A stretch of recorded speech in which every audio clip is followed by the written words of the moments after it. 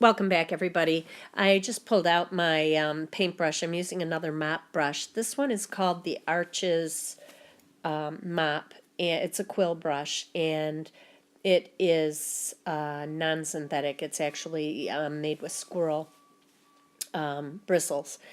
Anyway, I love that paintbrush, but it must have come from China or something. I don't know. I shouldn't say that, but everything I seem to order from China has a weird, strange smell to it. And this paintbrush is awful.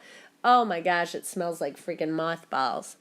But anyway, so now what I'm going to do here is I'm just mixing up the yellow and we will get started painting. I'm using some cadmium yellow pale, and I'm just going to mix it up here so that, excuse me, you can get the body of the bird painted. I want to do the body of the bird first because I want to give it time to dry so that I can get back, I can do the branches and then come back and do the black on the bird and the beak and all of that. So I'm just going to paint this body in. You could do a wet into wet style of painting. If you're not familiar with that, in watercolor, basically what that is painting with plain water over an area and then just dropping in color, and it just spreads throughout that wet area and it'll stop at the dry point. But anyway, it's a small area, so it was just as easy to just go in with the paintbrush and dab it in there. Now as it dries, it may dry lighter, and I'll have to go back over it again with another layer of pigment. So now that that's done, we can let it dry, and then I'm going to move on here to the branches, and I will mix up some, well actually I'm just going to use sepia to start, a little sepia brown, and just get that mixed well, and then I'm going to start putting that on the branch. Now this branch is looking pretty dead and there's a lot of gray in it. I could have gone with the gray, but I don't know why I just chose brown. Uh-oh, I think I'm going to sneeze. Nope, maybe not.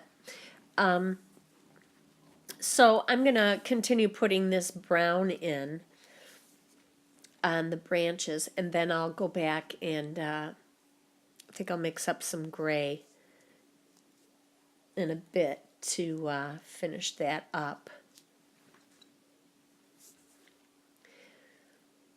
Let's see. Now I'm mixing up some, a little bit of indigo blue to darken the color and turn it into a gray. And then I can use those same colors, deepen the pigment, and turn it into a black for the rest of the body on the bird. And also this keeps some continuity in your color. The less colors that you use, or the less hues that you use in your paintings, the more harmony they have together. Like using the sepia on the bottom and also using the sepia in the bird, mixing these colors together helps to give some color harmony throughout the whole painting. Now this is just a sketchbook, so I'm not really worried about that, but that's just something to keep in mind when you're doing a painting on a large piece of paper, something that's going to be framed.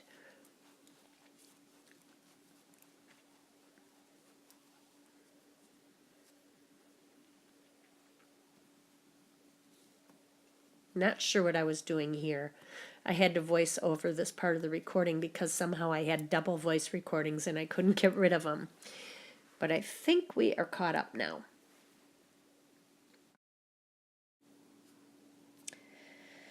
So I just sped up here to try and get through this area a little bit quicker and save some time with you just staring at me putting black on this bird. I want to be really careful with it because the indigo blue is a staining color. The sepia that I mixed it with, you can lift, but once they're mixed, that indigo blue is going to stain the paper permanently, so I really don't want to mess up anywhere, or I'm going to have stains that I can't remove.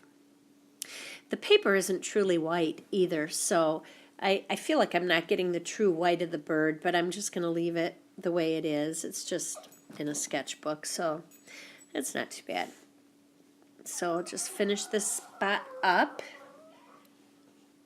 and then we're done. Now on the tail, we've got this little thing that comes across like this. It starts about here,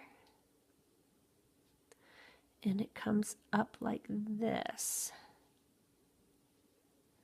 Very strange. And then we've got black coming down this way.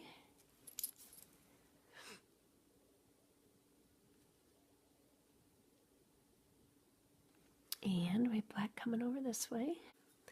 To get these little toes, this is a, I don't know what it is. I think this is a silver black velvet.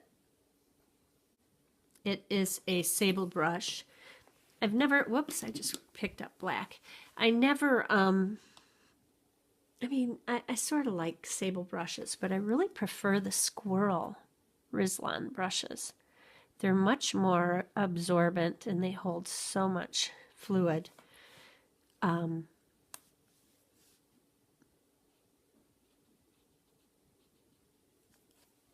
going to have to ink in the back side of this beak back here. I didn't do that either. Okay, so now I'm just watering down the black that I have here to make it into a gray, and I'll go over areas of that branch again. It looks kind of dead, although I'm still keeping it pretty brown. I just want to liven it up a little bit, and it needs a little more pigment.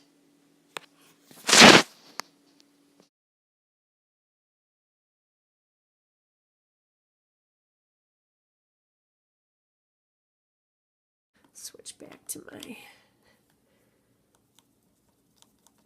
A cad yellow medium would work great, but I don't have any right now. I'm out, so that's why I used my pale. And I just mixed a bit of New Gamboge in there to deepen the color a little bit more. The stuff that I had in my mixing tray already. Trying to stay away from the edge of that wood so that it doesn't bleed in. And I need to darken that beak again because that beak just is not deep enough.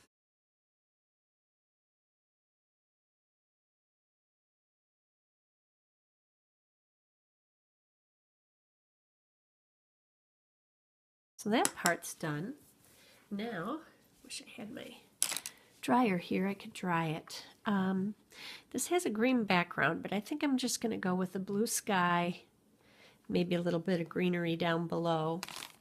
So let me mix up some blue. I'm going to get rid of this black and this yellow.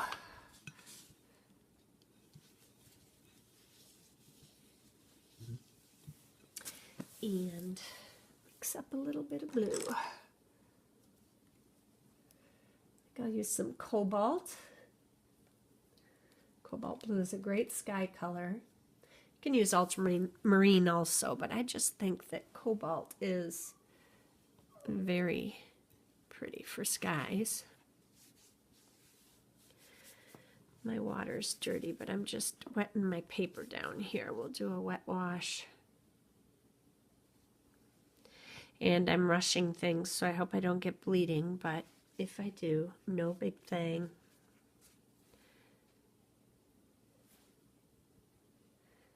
Stay away from that beak.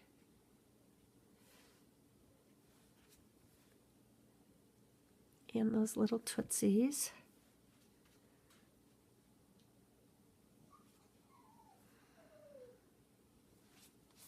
I'm going to bring the water all the way down and then mix some green in there, I think. That'd be pretty. Okay, now we got the blue.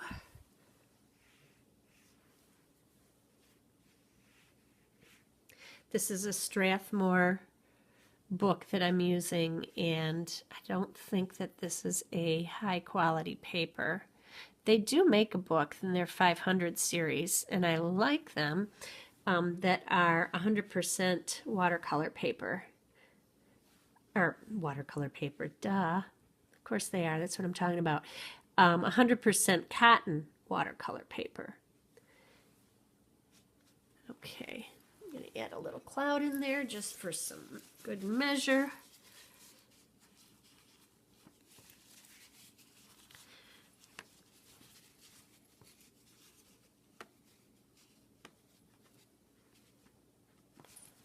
There we go. And then I'm going to add some green. I think I'm going to go with a mix of hookers. That is the weirdest name for a green, isn't it? Hookers green. Are hookers green? Stupid joke. And then maybe some of my green Apatite Genuine, which is a deeper green. I'll show you here. It's much deeper. I love that color. Actually, I might just start with that. That is really pretty. One of my favorites. Oh, baby, he's right by the microphone. I'm sorry, guys.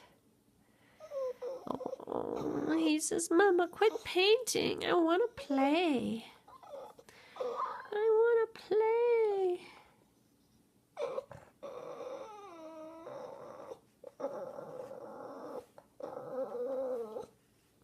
I just love that color green. I'm going to add just a little bit of light hooker's green in there, some brightness to give it some contrast.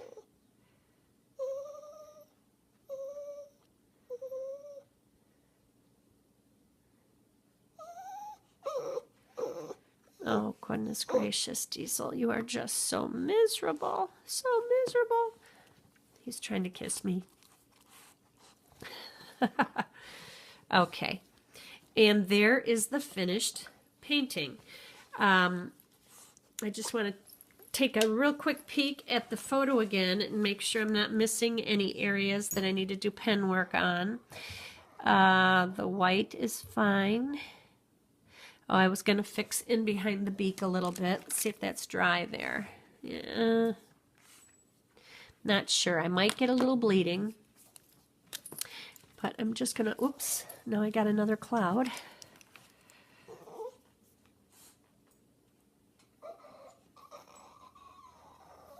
There. And that looks pretty good there. That's white there.